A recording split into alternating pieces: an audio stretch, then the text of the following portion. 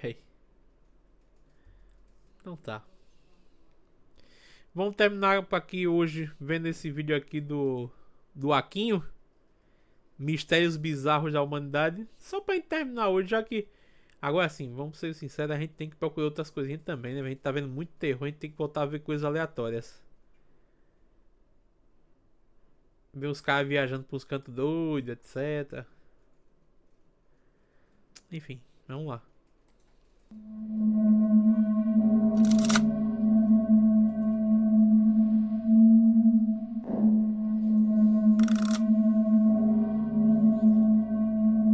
Som Júlia. Você sabe o que é talassofobia? Em palavras mano, ligado. simples, seria aquela sensação bizarra que o mar causa e o medo do que se pode estar escondido nas profundezas. E eu não sei se você tem isso, mas a história que vamos analisar é uma pela qual muitos sofrem dessa fobia. E esse mistério começa em 1º de março de 1999 com a NOAA, ou seja, a Administração Nacional Oceânica e Atmosférica dos Estados Unidos. A NOAA havia instalado uma extensa rede composta por vários hidrofones, que são microfones especiais para registrar e documentar eventos debaixo da água, como terremotos, atividade vulcânica e padrões de migração animal, entre outros. Esse sistema de microfone foi inventado nos anos 50 e é conhecido como Rede SOSUS, e se estende ao longo do Oceano Pacífico e Atlântico por centenas de quilômetros, sendo capaz de captar sons a uma distância impressionante. Então, um dia como qualquer outro, os pesquisadores da NOAA estavam fazendo seu trabalho quando, do nada, ouviram algo estranho.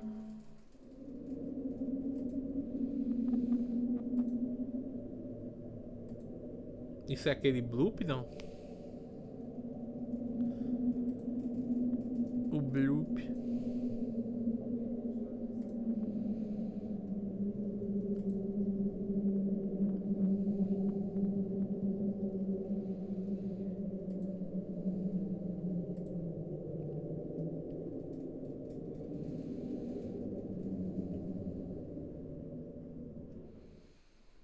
Esse áudio de 15 segundos se tornaria um grande mistério. Nele, ouvimos o que parece ser o som de uma mulher embaixo da água. E devido a essa característica, eles deram ao som o nome de Som Júlia. Mas o que a gente acabou de ouvir? Bom, é aqui que é onde as coisas começam a ficar bem confusas. Após alguns dias de análise, os cientistas determinaram que o Som Júlia tinha sido emitido no Cabo Adaré, uma área remota no extremo da Antártida. E a Antártida por si só já é um local misterioso onde ocorrem vários fenômenos inexplicáveis. Mas a teoria dos cientistas era que aquele som era de um iceberg se rompendo e batendo em outro. No entanto, alguns cientistas mencionaram que isso era impossível, então a teoria foi descartada. Mas, então o que poderia ter causado esse som? Bom, as explicações começam a ficar bem complicadas. Pessoas ao redor do mundo interessadas nesse mistério começaram a procurar por mais informações, e acharam algumas informações no mínimo curiosas. Por exemplo, algumas pessoas comentam que durante o mesmo período, a NASA conseguiu capturar uma imagem de satélite. Nela vemos uma silhueta de uma criatura misteriosa debaixo da água, exatamente na mesma área de onde veio o Som Júlia, sendo uma descoberta interessante, na minha opinião, bem bizarra. É do Kyogre. Pokémon, tô ligado, Pokémon Safira. Bizarra ao mesmo tempo. O único detalhe é que essa suposta fotografia da NASA tem grandes indícios de que é uma foto falsa, já que não há informações oficiais da própria empresa que confirmem isso. Então digamos que ninguém até hoje pode explicar esse evento, ou o que causou esse som.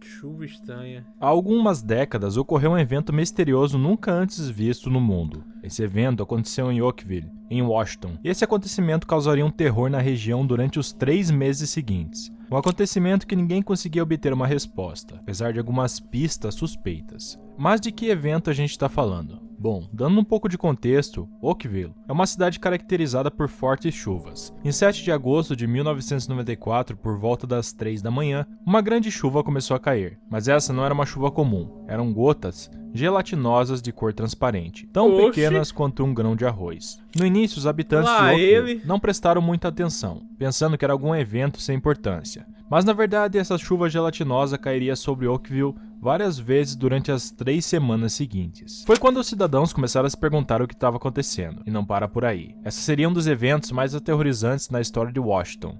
Acontece que ao longo dos dias, algumas pessoas da cidade começaram a ficar doentes. No início era apenas alguns, e os sintomas eram coisas pequenas. Mas com o passar dos dias, mais e mais cidadãos relataram ter sintomas graves. relatando dificuldade para respirar, tontura extrema, visão turva e uma sensação terrível de náusea. Sem qualquer explicação e após se espalhar como uma epidemia, a cidade de Oakville estava aterrorizada. Ninguém entendia o que estava acontecendo, e ao questionar as autoridades, elas negavam que a epidemia fosse real ou simplesmente não davam uma resposta. Mas o pior estava por vir, porque na verdade essa epidemia misteriosa durou 3 meses. E para piorar, os animais da região também começaram a adoecer. Houve dezenas de relatos de famílias em que seus animais de estimação simplesmente morreram devido àquela chuva gelatinosa. Mas após todos esses eventos, um caso que ajudaria na investigação dessas gotas seria o de uma mulher idosa chamada Dory. Durante um dos dias que essa chuva caiu, Dory estava caminhando do lado de fora de sua casa quando percebeu que essas gotas eram na verdade uma substância pegajosa. Por curiosidade, ela se aproximou com a mão e tocou uma das gotas. 4 semanas depois, Dory começou a adoecer, assim como o restante da população. Seus sintomas eram mínimos, mas em pouco tempo pioraram, e Dory estava muito mal. Sua filha teve que levar ela às pressas para o hospital, e o que aconteceu depois disso é o que torna esse caso misterioso. Alguns dias depois de examinar Dory, os médicos disseram que a mulher tinha tido apenas uma simples doença no ouvido. Para eles, aquela substância que Dory havia tocado com os dedos não tinha nada a ver com isso, e até disseram que foi apenas uma coincidência. Mas aqui vem algo mais estranho ainda. Resulta que no dia em que Dory ficou doente, sua filha não apenas a levou ela ao hospital, mas também pegou alguns frascos para coletar amostras daquelas gotas.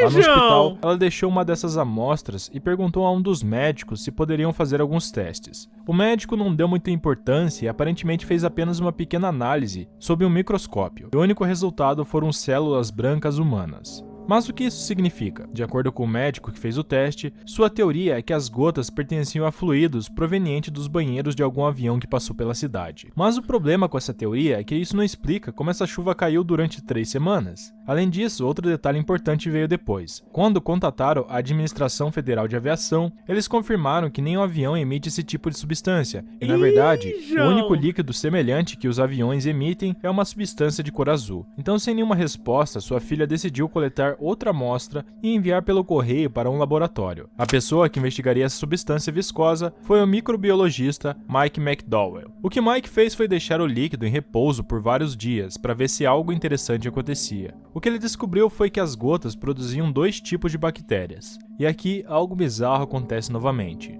Mike não consegue investigar mais, porque as amostras daquele líquido simplesmente desapareceram. E isso torna esse caso ainda mais misterioso. João, que doideira, véi! Meu irmão, não sei nem o que falar.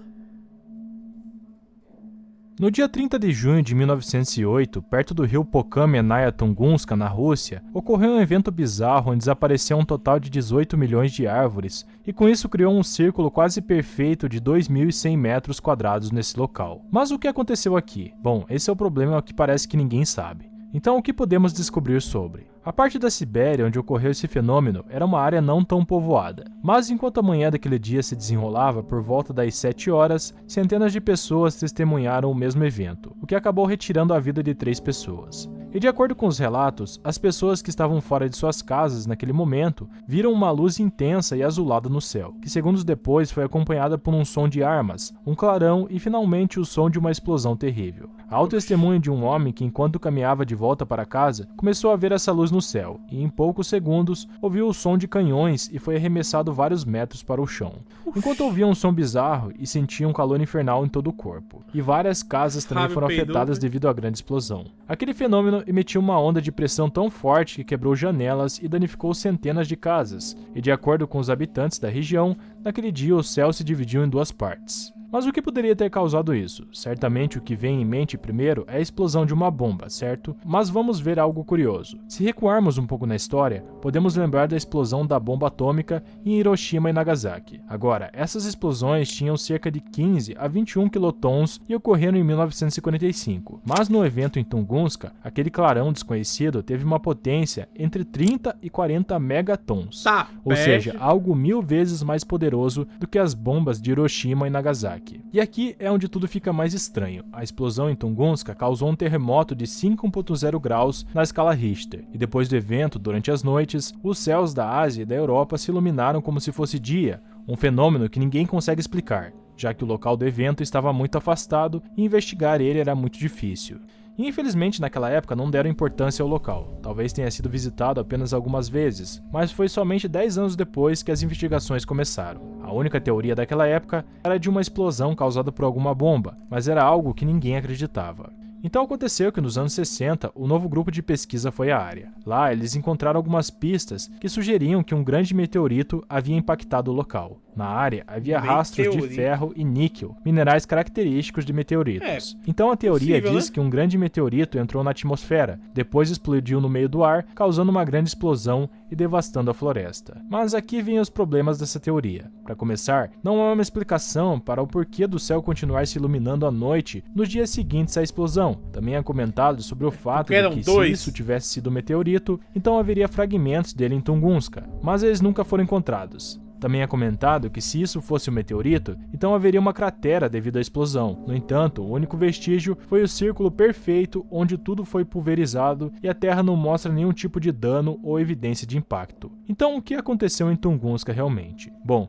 isso é o que torna esse evento um grande mistério. Muitos acreditam que talvez Tunguska tenha sido usado por algum país como um local de testes para uma arma desconhecida. Outras pessoas acreditam que isso foi um local de colisão de uma nave desconhecida, da qual o governo russo ocultou evidências. Então não sabemos de fato o que foi aquilo que caiu em Tunguska. Eu só consigo acreditar que foi teste de arma. Em 21 de abril de 2019, uma postagem no Reddit começou a ganhar fama devido ao mistério que ninguém conseguiu resolver nos últimos anos. A postagem fala a respeito de um enigma encontrado nas páginas 50 de um antigo livro de viagens de 750 páginas dos anos 50. A postagem contém um link que nos leva a uma página cheia de imagens. Mas o que vem depois disso é talvez um dos mistérios mais interessantes da época atual. Nesse site vemos dezenas de digitalizações de páginas de um livro, cada página contendo cifras, coordenadas, símbolos e algumas mensagens criptografadas. Agora, muitos desses códigos fizeram com que centenas de pessoas começassem uma busca para tentar decifrar o código que aparece nele. Então esse seria apenas o começo de uma série de descobertas sobre um livro chamado Sojuana. Mas o que é o livro Sojuana? De acordo com a história, esse é um livro antigo de viagens que foi descoberto em uma livraria. O nome desse livro é Ao Redor do Mundo em 2000 imagens. E era algo como um guia de viagens apontando os lugares mais icônicos de vários países. O livro também contém pequenas descrições, dados históricos e mapas. Mas no caso desta cópia do livro, ou seja, quem for o dono anterior, ele parecia ser um especialista em linguagens de criptografia, geografia, história, ocultismo e cultos e sociedades secretas do mundo. E para ter uma ideia, quem se juntou a essa investigação criou um projeto no Google Earth, que mostra cada uma das localizações e coordenadas. Todas estão espalhadas pelo mundo e até agora há mais de 200 localizações marcadas nesse mapa. Então ver isso é realmente impressionante. Mas como a busca começou? A primeira pista foi encontrada nessa página, que contém coordenadas, letras e símbolos que parecem não fazer sentido. Mas vamos analisar mais um pouco. Se olharmos a página da esquerda, notamos que diz GB Vanderbauman 1838. Eu não sei se é assim que se fala, né? Mas poderíamos pensar que esse é o nome do dono original desse livro e que o ano que ele nasceu foi em 1838. Mas vale lembrar que este livro foi publicado na década de 1950. Um detalhe importante se encontra mais abaixo. Aqui temos duas linhas, duas cruzes e um triângulo. Eles parecem ser simples rabisco, mas na verdade tudo por trás desse livro é uma pista. Por exemplo, se passarmos para as coordenadas seguintes, a primeira nos leva a um local conhecido como Elfert Gordon, na Geórgia. A segunda a um farol na Carolina do Sul, depois a uma escultura em Atlanta, depois a uma ponte na Carolina do Norte e finalmente a uma estrutura conhecida como a Pirâmide de Morph, em Morph, na Carolina do Norte. Mas o que tudo isso significa? Bom, no caso da Pirâmide de Morph, essa pirâmide é conhecida como a Pirâmide ARS, e curiosamente essa pirâmide é repetida várias vezes no livro. E no caso dos outros sites, não há uma resposta definitiva, mas vamos dar uma analisada. Temos esse desenho que mostra uma pirâmide vista de cima com diferentes linhas apontando para ângulos diferentes. Também temos um texto que diz Sojuana, e é justamente por isso que esse livro foi chamado assim. E é aqui onde tudo fica mais interessante. Se usarmos esse desenho como referência e colocarmos sobre a pirâmide de Morph e depois traçarmos uma linha em um ângulo de 50 graus, então chegamos a esse local chamado Joanna Bifire Tower. Com isso, começamos a ter uma ideia do que podemos encontrar nesse livro. Mas as outras linhas marcam ângulos de 76 e 193 graus. Esses também levam a outros locais. No caso das letras que vemos abaixo, essas são um dos 4 códigos que esse livro esconde. De fato, essa linha ainda não foi decodificada, mas no caso dos símbolos, temos isso aqui que parece ser uma bússola, e ao lado uma mão com o olho e o número 369. O desenho da bússola ainda não foi decifrado, embora pareça apontar para a Universidade de Augusta, na Geórgia. E no caso da mão e do olho, esses têm uma conexão com a página 68 do livro, que também está cheia de mistérios, mas ela aponta para um mapa na Escandinávia e também para o ponto mais alto do estado da Geórgia, conhecido como Braubaia. Todas essas pistas estão apenas nas primeiras 2 páginas do livro. E basicamente eu estou falando apenas do início desse grande mistério, mas há centenas de pistas e conexões espalhadas por todos os lados. Mas o que há mais de bizarro nesse livro? Ou melhor, há alguma conclusão ou ponto interessante que ele quer nos mostrar?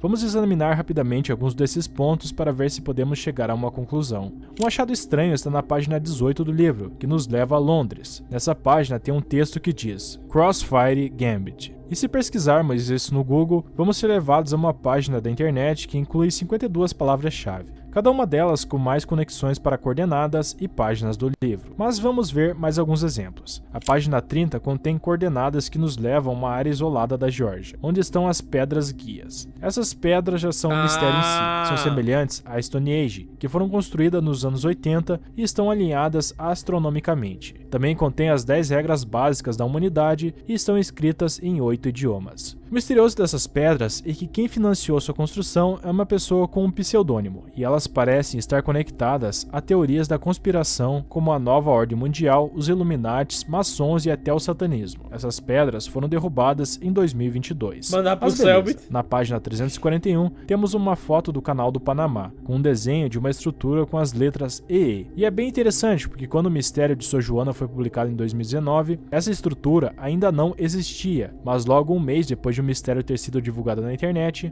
em maio de 2019, uma estrutura em forma de barco foi revelada no canal de Augusta, uma coincidência impressionante. Outro exemplo é a página 502. Essa página contém um mapa onde vemos um círculo e uma linha atravessando a fronteira entre a Geórgia e a Carolina do Norte, sobre a Floresta Nacional de Nantahala. No mapa, há uma representação do olho da providência, um símbolo relacionado a Deus, mas também aos maçons. Esse mesmo símbolo é encontrado na página 752, sobre o mapa de Honolulu, Havaí. E na página 53, há várias coordenadas que apontam para locais nos Estados Unidos, mas uma delas é um campo em uma área remota chamado Panther-Top Lookout Tower, e nessa área há letras escritas na grama que dizem N26, mas não se sabe porque o livro aponta para todos esses locais, ou seja, parece que são algo como becos sem saída, e na verdade é que um dos problemas começaram com essa investigação, porque depois de alguns anos ela parecia estagnar, não havia mais pistas ou coisas que indicassem o que esse livro realmente significava. Então quando as pistas não levaram a nada, os membros da comunidade tiveram uma ideia. Eles decidiram que seria melhor investigar a loja de onde veio esse livro. Dias depois, ao chegarem à loja e perguntarem à proprietária sobre esse estranho livro, ela respondeu que há alguns anos atrás, eles também tinham a primeira cópia desse livro, ou seja, A Volta ao Mundo em 1000 fotos. E a dona da loja dizia que não se lembrava de ter vendido qualquer exemplar da segunda parte, mas curiosamente tinha uma carta que chegou algum tempo atrás, quase ao mesmo tempo em que o mistério foi revelado na internet. A carta continha mais coordenadas, mapas, símbolos, mas também trazia um documento falando sobre a criação de um santuário maçônico nas montanhas Smoky. E isso é apenas um pouco do que há no livro do Sojuana. Como eu disse, muitas dessas pistas às vezes acabam sendo becos sem saída ou simplesmente não foram resolvidas ainda. Mas ainda não respondemos a pergunta do que esse livro quer nos dizer. Então quais são as teorias sobre ele? No início, pensava-se que se tratava de um ARG, mas dado que as pistas são mais estranhas do que o normal e que na verdade não parece haver nada apontando para uma direção específica, muitos consideram que não é, ou seja, não parece haver uma história específica. Outra teoria sugere que o livro fala de algum tipo de ritual que vai abrir um portal na Terra. Isso é dito porque o livro tem muitas pistas e conexões com o folclore da cultura Cherokee. Por exemplo, os mitos dessa cultura falam de seres dentro das montanhas semelhantes a répteis, e é relatado que os maçons têm conhecimento dessas criaturas que estão relacionadas com a nova ordem mundial, e o livro de Sojuana nos mostra exatamente esse tipo de pista várias vezes. Ele se dirige às montanhas ou áreas da cultura Cherokee, e é uma teoria muito estranha, mas interessante. Uma teoria a mais sugere que o livro tenta nos mostrar o mistério do estado da Geórgia, já que muitas das localizações do livro apontam para lá. O único problema é que também há outras pistas que apontam para diferentes partes do mundo, e não há uma conexão clara entre esse estado e as pistas do livro. Então o livro de Sojuana poderia sim ser só uma brincadeira elaborada, ou será que teria algo a mais? E seja o que for, é um mistério interessante. Em resumo, o enigma encontrado nas páginas do livro Sojuana desencadeou uma busca frenética por pistas, coordenadas e significados ocultos. Essa busca levou os investigadores a explorar locais em todo o mundo, desvendar símbolos e decifrar códigos. No entanto, muitas perguntas permanecem sem resposta e o verdadeiro significado por trás do livro ainda é um mistério. Mestre é o navio, né? A história do navio Mare Celeste começa em 1861, quando ele ainda nem se chamava Mare Celeste. Em maio de 1861, o Mare Celeste era chamado de Amazon e era usado como um navio mercante. O azar em relação a esse navio começa logo no seu início. Em sua primeira viagem, o Amazon teve problemas para zarpar e o capitão até contraiu pneumonia e morreu como resultado. Nos anos seguintes, o navio continuou seus negócios normais até que em 1867 ele acabou encalhando na ilha de Cap Breton, e os investidores por trás do navio não conseguiram salvar ele na época. Um homem chamado Alexander McBean então adquiriu o navio e conseguiu retirar ele da ilha. Ele foi vendido por um homem chamado John Howard Beatty, que vendeu para um outro homem chamado Richard Haynes. Haynes fez inúmeras reparações no navio e renomeou ele para Mare Celeste. Mas depois ele descobriu que os milhares de dólares que ele investiu na embarcação colocaram ele em uma dívida séria, e o navio foi então confiscado por seus credores. Eventualmente, ele foi vendido para uma companhia de navegação de Nova York e colocado sob o comando do capitão Benjamin Briggs. Briggs era conhecido como um marinheiro inteligente e respeitado, com mais de 18 anos de experiência, mas foi sob seu comando que a tripulação do navio desapareceu sem deixar vestígios. Em 7 de novembro de 1871, o Mare Celeste partiu do porto de Nova York para Genova, na Itália. O navio estava carregado com 1.701 barris de álcool desnaturado para entrega. Os membros da tripulação incluíam Briggs, sua esposa, a filha de 2 anos e uma tripulação de 7 homens. Briggs era de fato um dos proprietários da embarcação, então ele teve muito cuidado na seleção dos membros da tripulação e os considerava um ótimo grupo. Menos de um mês após a partida do Mare Celeste, uma brigantina canadense chamada Dei Gratia, liderada pelo capitão David Morehouse, avistou um navio navegando a todo vapor a 400 milhas a leste dos Açores, um pequeno conjunto de ilhas no meio do Atlântico. Quando o Mare Celeste não respondeu aos sinais, 3 membros do Dei Gratia foram enviados para abordar o navio, mas ao chegarem no navio, não havia um único membro da tripulação a bordo. O barco estava completamente intacto, com toda a sua carga e os pertences da tripulação ainda presentes. Não parecia haver sinais de violência e o único dano no navio era tão pequeno que não deveria ter causado nenhuma dificuldade para a tripulação.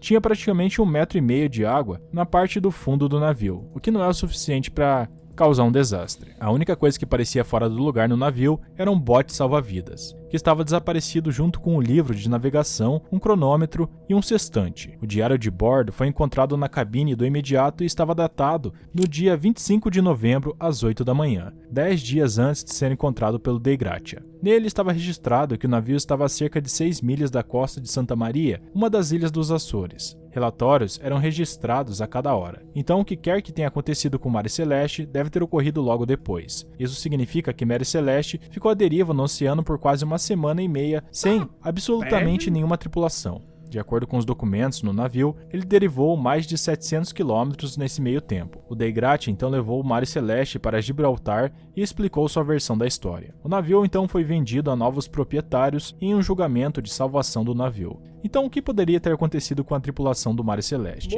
Existem inúmeras teorias sobre o que pode ter acontecido com a tripulação.